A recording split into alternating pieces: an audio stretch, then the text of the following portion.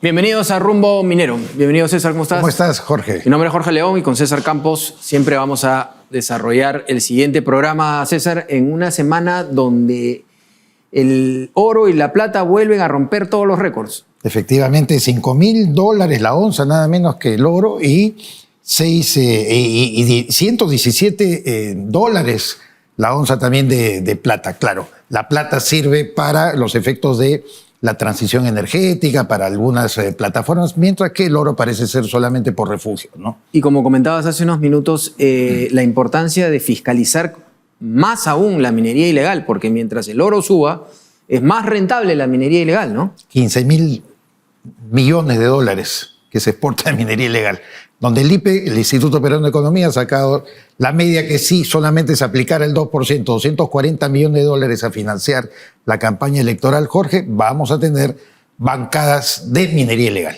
Ahora, hacemos un llamado también a todos los postulantes a la presidencia, senadores, postulantes a senadores, a congresistas. No vemos una conversación alturada, real, técnica sobre la minería ilegal y la minería legal. ¿Qué se va a hacer, por ejemplo, con la burocracia, con el tema de los permisos? Uno de los países con más burocracia para sacar un permiso para poder tener una empresa minera.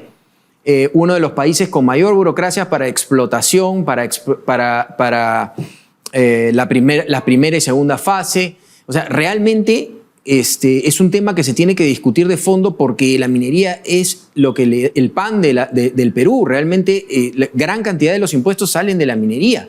Entonces, no vemos que se hable de la minería ilegal, no hay un debate sobre cuál es tu plan para la minería ilegal, cuál es tu plan para la burocracia, cuál es el sentido. Y por otro lado, también un llamado al presidente de la República que entre tanto escándalo, ¿cuál es el plan que se tiene con respecto al trabajo contra la minería ilegal? Vemos que en Patas han abandonado los puestos. Efectivamente. ¿No? Bueno, entrando un poco ya en estos temas, vamos a tener con nosotros nada menos que a la congresista Diana González. Ella ha sido siempre una gran defensora de la minería legal y ha luchado contra la minería ilegal desde el Congreso, y no solamente desde el Congreso, sino de la Comisión de Energía y Minas. Y por supuesto, también vamos a tener aquí más, César. A Humberto Chirif, que ha sido presidente ejecutivo del Instituto Geológico, Minero y Metalúrgico, INGEMET, y el tema son los cuestionamientos que hay precisamente a la manera como se está administrando esta importante institución en la actualidad. Antes de empezar, por favor, acompáñenos a un informe que ha preparado el equipo de Rumbo Minero para luego ya pasar a las entrevistas. Adelante, por favor. El Instituto Geológico, Minero y Metalúrgico, INGEMET, entidad adscrita al Ministerio de Energía y Minas, cumple un rol clave en el desarrollo de la minería nacional. Su principal función es administrar el catastro minero del Perú, un sistema fundamental para la recepción de petitorios, así como el otorgamiento y registro de concesiones mineras. El trabajo técnico que realiza la institución ha sido reconocido incluso a nivel internacional, gracias al desempeño de sus profesionales. Sin embargo, en diciembre pasado, el MINEM anunció la salida del presidente del Consejo Directivo del INGEMET, y el pasado 16 de enero, el ingeniero Paolo Joel Andrés Alzamora fue designado como vicepresidente de esa institución, quien asumió de manera inmediata las funciones de presidente ejecutivo encargado. De acuerdo con un informe periodístico, Andrés Alzamora habría sido gerente general de una empresa con inscripción vigente en el Registro Integral de Formalización Minera Reinfo. Esta situación ha abierto un debate sobre la necesidad de garantizar transparencia, independencia y ausencia de conflictos de interés en una institución estratégica para el país. Muchas gracias por el informe al equipo de Rumbo Minero. Bien, nos encontramos en los estudios con el señor Humberto Chirif. Él es expresidente ejecutivo del INGEMET, como todos recordamos, es el Instituto Geológico, Minero y Metalúrgico. Humberto, bienvenido a Rumbo Minero. Muchas gracias, Jorge. Usted dejó la presidencia hace poco, ejecutiva de INGEMET, en un momento en que el país enfrenta, digamos, retos importantes, ¿no? ¿Cuál fue la decisión principal detrás de su salida y cuáles fueron los principales avances dejados en su gestión? No fue decisión mía. Para mí fue una enorme sorpresa. Veníamos trabajando bien, con muchas expectativas para el 2026, planes concretos y sobre todo que recibimos la visita del ministro de Energía y Minas en nuestras instalaciones y se despidió felicitándonos por el buen trabajo que veníamos haciendo. Y sin embargo, solo horas después salió la resolución suprema por la cual daban por finalizada mi gestión. En cuanto a los logros obtenidos en el 2025, bueno, son varios. Hemos comenzado por ordenar la casa para luego sobre esa base ordenada poder crecer.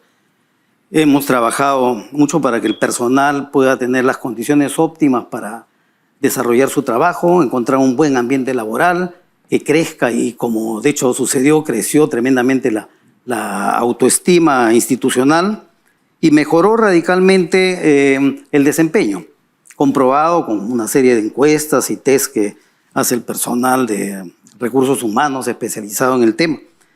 Se revisaron los diferentes procesos del procedimiento ordinario minero con miras a hacerlos más eficientes, mejor concatenados y buscando como prioridad la obtención del producto final, que es la concesión, ya no una serie de procesos intermedios, ¿no? Proyectos de investigación de la parte geológica, de mayor aplicación, sin dejar el alto nivel técnico que hemos venido manejando, y tratando de que el público objetivo que finalmente requiere esa información la entienda y la pueda aplicar. De acuerdo. Estupendo, señor Chiribi. Quería regresar un poco para que nos explique y nos deje muy en claro qué cosa es lo que ha pasado con el Consejo Directivo de INGEMET. Tenemos entendido que el presidente interino, Luis Panizo, fue removido y se coloca además como miembro del Consejo Ejecutivo al señor Paolo Andrés Alzamora, quien finalmente termina siendo nombrado titular del INGEMET, pero la prensa descubre que este señor tiene un reínfo vigente, o sea, le agrega una cereza encima de esta torta en la que muchas personas sospechosas de estar involucradas en una situación, digamos, por lo menos comprometida, irregular, de conflicto de interés, terminan siendo nombrados. ¿Cuál es la situación actual? ¿Qué pasa con este señor Alzamora? Bueno, a mí también me llama tremendamente la atención y veo que para el actual gobierno no hay imposibles, ¿no? A pesar de todo lo que usted ha mencionado y que ya se conocía, se venía publicando en los diferentes medios de prensa, consiguieron lo que quisieron. Aparentemente se había dado marcha atrás, el consejo directivo en manos del vicepresidente, a quien le entregué el cargo cuando salió la resolución. El señor Panizo. El doctor Luis Panizo. Venía trabajando en la misma dirección en la que hemos venido trabajando. Claro. Y el mismo día que iban a tener el primer consejo directivo del 2026, salió la resolución dando por culminada la relación laboral con el señor Panizo y contratando o incorporando al consejo directivo, designando al señor Alzamora, ¿no? Ese mismo día se llevó a cabo el consejo directivo y no me explico, bueno, pero por unanimidad de los 4 miembros del consejo directivo se dio por designar como presidente encargado al señor Alzamora. ¿Por qué usted cree que ha pasado, que se ha manejado de esa manera? Usted dice que el ministro ha venido, le ha dado la mano, lo ha felicitado y a las 3 horas estaba sacando una resolución donde entonces no ha venido del ministro. Entiendo que es como usted dice, ¿no? Entiendo que es parte de un contexto bastante más amplio y que lo sustenta también los diferentes cambios que han habido en otros sectores, cambios en los que no se ha respetado la parte técnica, sino una suerte de imposiciones a los que no se les ve mayor razón ni lógica. Pareciera que es motivos políticos que llevan a poner en los cargos a diferentes personas. ¿Cuál cree que debe ser el papel del INGEMET, ya entrando a este tema de fondo, y otras entidades del Estado en la lucha contra la minería informal, ilegal, ¿no? Especialmente en términos de datos técnicos, coordinación, presencia en terrenos? Por ejemplo, ahora vemos que en Patás abandonaron, no solamente el INGEMET, abandonó el MINEM, abandonó todo el mundo, las oficinas. ¿Cuál debe ser ese papel? Bueno, en cuanto al INGEMET, su rol es admitir petitorios, convertirlos cuando corresponden en concesiones mineras y mantener actualizado el catastro minero.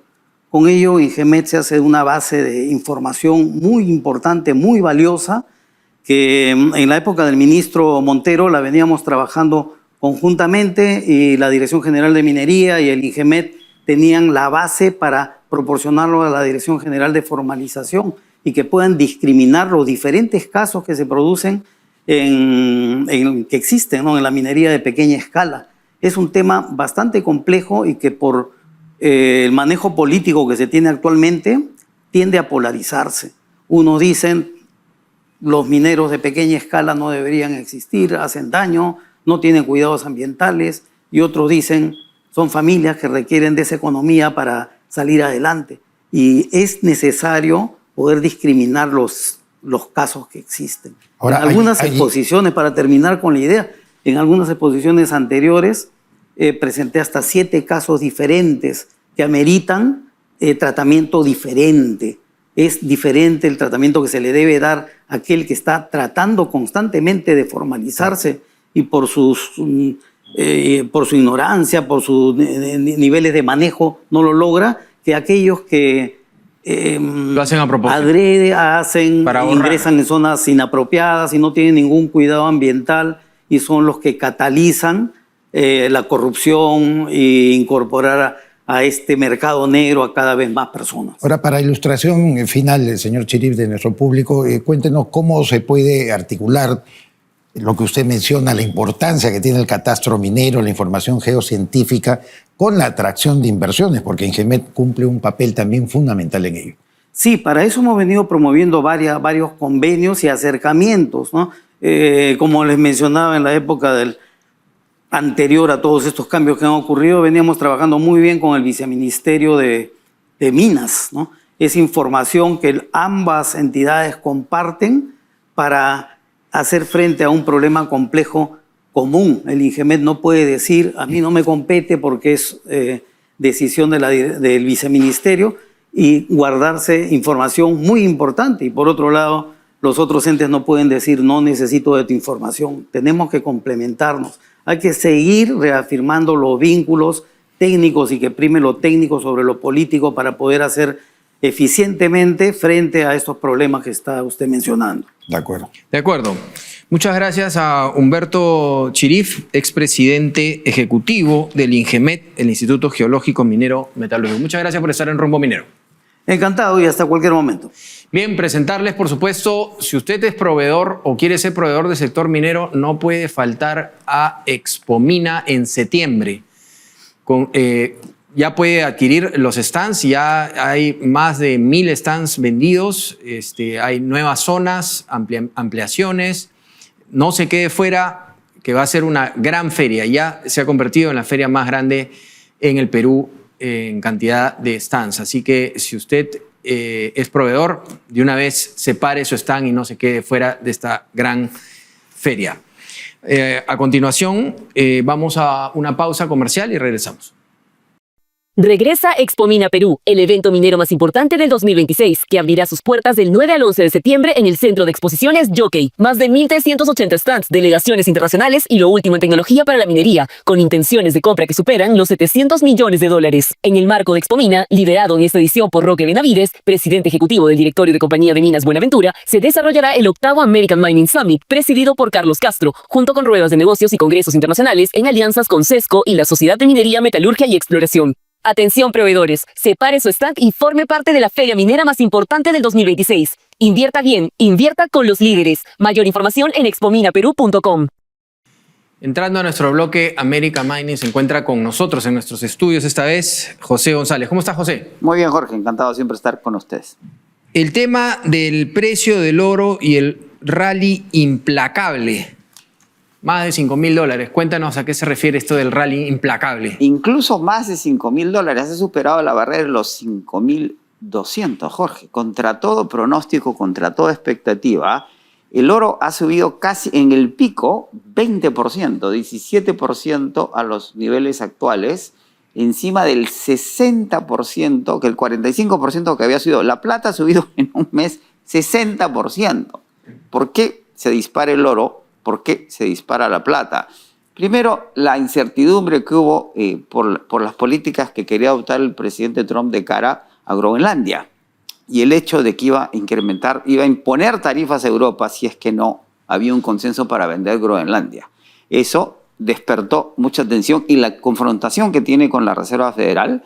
Los bonos de Japón caen en precios, suben las tasas, generan un impacto generalizado en los mercados internacionales de renta fija y hay una huida no al dólar, a los bonos de la Reserva Federal de los Estados Unidos, del Tesoro de los Estados Unidos, sino al dólar. Y la presión sigue en las. Ya hemos cubierto las expectativas que había en función de los precios que debían alcanzarse a fines de este año. Y las nuevas proyecciones es que el oro podría cerrar este año en $7,150. Es decir, casi, ¿sí?, 40% más de las cotizaciones actuales. Y no hay nada que indique que las perspectivas necesariamente vayan a cambiar. La demanda sigue constante, los bancos centrales siguen comprando oro y se habla de una desdolarización y de una sell America, se dice en los mercados. Los mercados están vendiendo a Estados Unidos y en los refugios existentes el oro sigue siendo uno de los principales. Has mencionado la plata, están siendo $17 la onza esta semana. Ha sido titular de muchos medios de comunicación por el alza que ha tenido y la demanda que tiene efectivamente, que a diferencia del oro, que parece ser, ¿no es cierto?, el refugio y lo que tú has hablado, quizás transformarlo como una base de protección frente al dólar. Sin embargo, la plata sí es una demanda que se genera por alguna infraestructura que efectivamente cuenta con este metal. Cuéntanos un Correcto, poco. lo mismo, César, no solo supera los 100, sino que supera los 115. ¿Sí? 117, por eso. 117 en cuestión de días. Y como señalas, las dinámicas de la plata son exactamente las mismas del oro. La plata es un metal semiprecioso, no es un metal precioso. Exacto. Como el oro.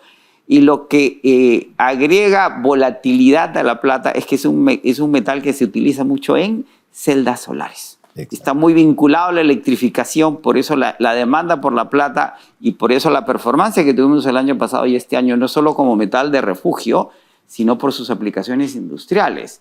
Y los analistas del London Metal Exchange señalan que los inventarios de plata están en niveles muy bajos históricamente y que hay dinámicas de oferta-demanda que van a permanecer este año generando picos y correcciones en los inversionistas que toman posesión en plata y los venden, pero que la presión sobre la plata va a continuar tanto como el oro. Y ambos metales tienen un impacto en el platino y el molibdeno y el plomo que están asociados a la plata, ¿sí? Es decir, la cadena continúa, los minerales críticos siguen. En Davos los minerales críticos fueron el centro de la atención, las tensiones geopolíticas. Buenas noticias por el Perú, somos un país minero y polimetálico. Malas noticias por la minería ilegal. De acuerdo. Bien, muchas gracias a José González. Supongo estos temas van a tocarse como editor internacional de la revista Rumbo Minero. Les agradecemos a todos. A José González por estar con nosotros y recordarles www.rumbominero.com. Usted puede cada 45 días acceder a la revista totalmente gratuita con todos estos temas, tanto nacionales e internacionales. Una revista muy leída, una de las más leídas del mundo en lo que es minería. A continuación, por favor, acompáñenos a una pausa comercial y regresamos.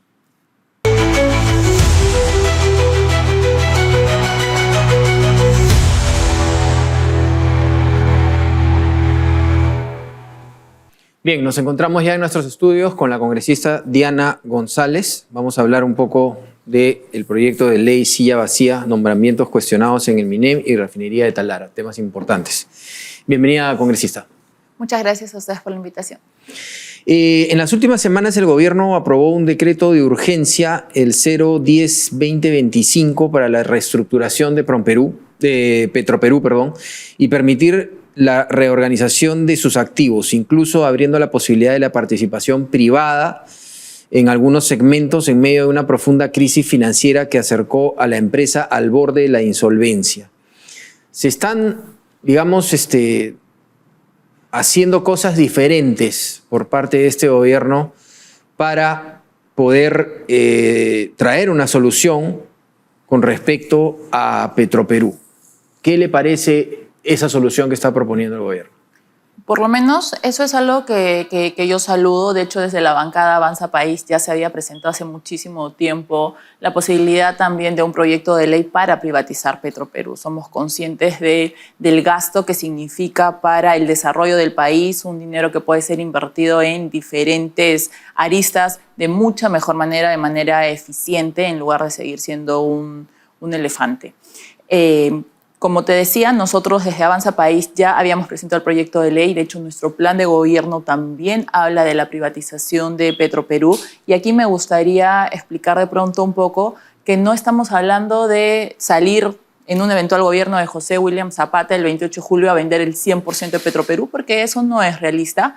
Pero la ley sí lo permite. Permite también revisar incluso legislación comparada, lo que viene sucediendo en Colombia, incluso en el gobierno de Petro, y que han podido continuar con ello, ¿no? Entonces creo que es importante sí abrir la posibilidad de que el mercado también participe. ¿Cómo evalúa el clima político congresista en este momento con la debilidad aparente que tiene el gobierno por las circunstancias que comprometen al presidente José Gerí? Hay voces que dicen ya no puede darle el impulso, el aliento suficiente para aplicar precisamente el decreto de urgencia. Bueno, son voces muy convenientes que aparecen ahora, ¿no? Yo a ninguno de ellos los escuché en el mes de noviembre, cuando estábamos debatiendo la minería ilegal, cuando muchos querían someter al país a la minería ilegal. Ahí todos se quedaron muy callados. Y no quisiera pensar que es porque se debatía también en paralelo la ley de presupuesto. Ahora que calentamos la campaña, que empieza la campaña y que por supuesto es parte de, ahora sí es conveniente golpear, y golpear de esta manera. Yo no voy a defender en la vida a Gerí. Yo me enfrenté a Gerí cuando tenía casi 60 puntos de aprobación en una época muy difícil, que él supo ganar su rating de alguna manera haciendo este show mediático de visitar penales a las 4 de la mañana, y lo dije y lo reitero. A mí me daba cólera ver al presidente haciendo ese show cuando en paralelo no cortaba el brazo financiero de toda esta criminalidad, que es la minería ilegal. Entonces tenía los pantalones para ir a pasearse con muchísima seguridad a los penales, pero no tenía los pantalones de poner orden en su bancada. Porque a diferencia de Dina Boluarte, José Gerí sí tenía una bancada y tenía 3 votos muy valientes, que pudieron ser valientes, que por supuesto no lo fueron, dentro de la comisión. Ahora, con respecto al próximo, entrando ya al próximo gobierno, ¿no? ¿Qué se tiene que hacer?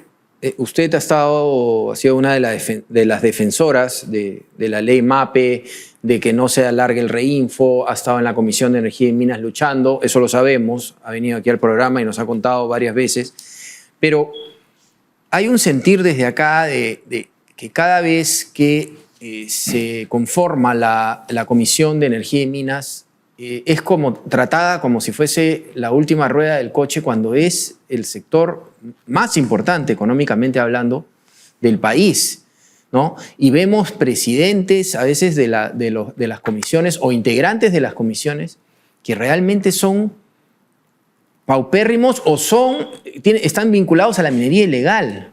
Entonces, ¿qué se puede hacer para poder tener una comisión que realmente saque adelante también a los... La idea acá es que los mineros que se quieren formalizar se formalicen. O sea, nadie está diciendo vamos a apoyar solo a las transnacionales o a las grandes mineras. No, las medianas y las pequeñas también.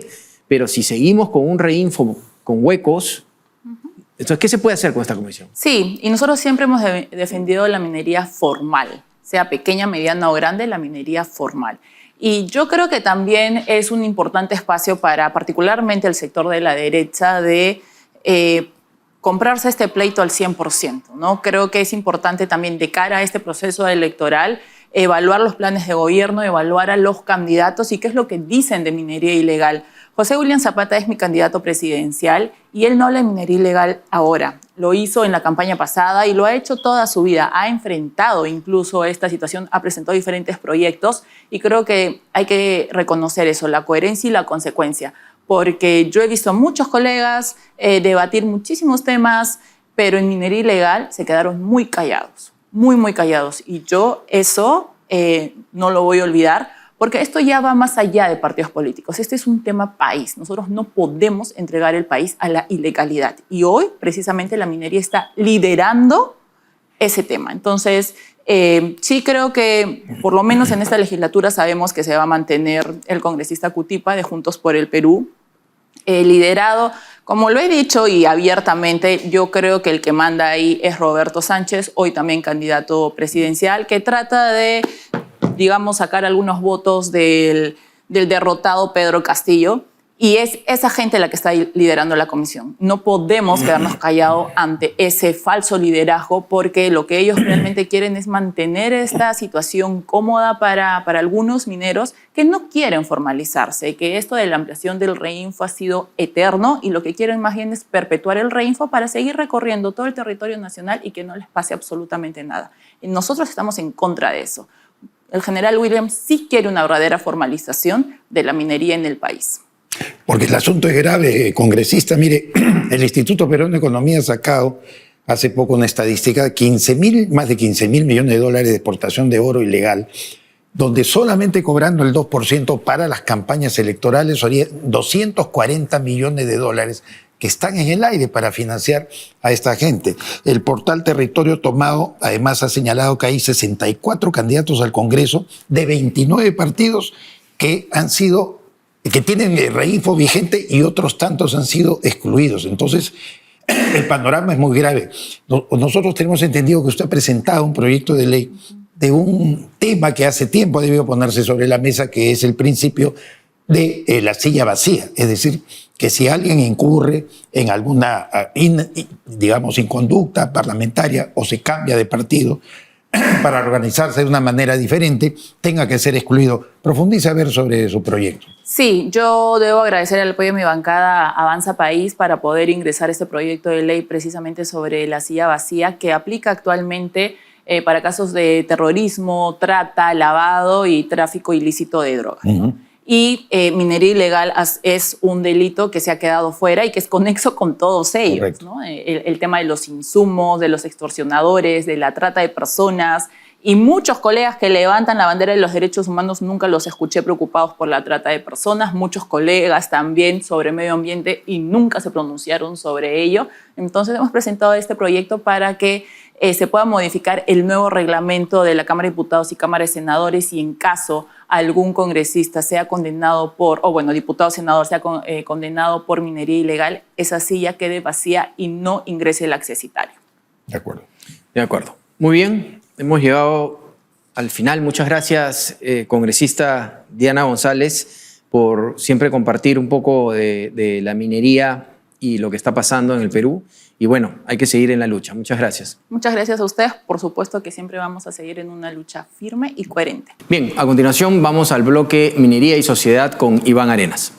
Un informe último de Cochilco ha señalado que el Perú dejaría de producir para el año 2035 alrededor de 500.000 toneladas de cobre. Esa es una noticia importante porque también hay otro informe de Wood Mackenzie donde dice que habrá un déficit de cobre de aproximadamente 8 millones para ese mismo año. 2035 es un año clave. ¿Qué pasa? ¿Por qué Cochilco proyecta que el Perú dejará de producir 500.000 toneladas mientras que va a haber un déficit en la oferta de cobre? Mientras estamos en todo el boom de la inteligencia artificial, de las energías renovables, el boom de la electricidad, pero además, una cosa que es importante, el rearme militar europeo. Aparentemente habrá un boom en la escalada de los precios, sobre todo del cobre. Otro estudio señala también que el año 2035 aproximadamente la tonelada de cobre costará $15.000. Hoy estamos sobre los $10.000. Y sin embargo, el Perú tiene proyectos mineros de cobre paralizados en este momento debido básicamente a la permisología. ¿Qué está sucediendo? Eso implica que el país necesita tener un pacto político por el cobre, un pacto político para desarrollar proyectos de cobre para que nos sirvan como motor no solamente de crecimiento económico, sino de ensanchar la clase media y reducir la pobreza. Este informe de Cochilco es preocupante. Si en caso se da, el Perú dejaría nuevamente, como les decimos, de producir 500.000 toneladas, cuando el Perú tiene más de 50.000 millones de dólares en proyectos mineros y especialmente en cobre. Todo esto lo seguiremos conversando en la próxima semana. Muchas gracias. Bien, muchas gracias a todos por estar con nosotros. Muchas gracias, César Campos. Ha llegado el final. Próximo fin de semana, por la misma señal, no se olviden, estaremos con ustedes. Muchas gracias.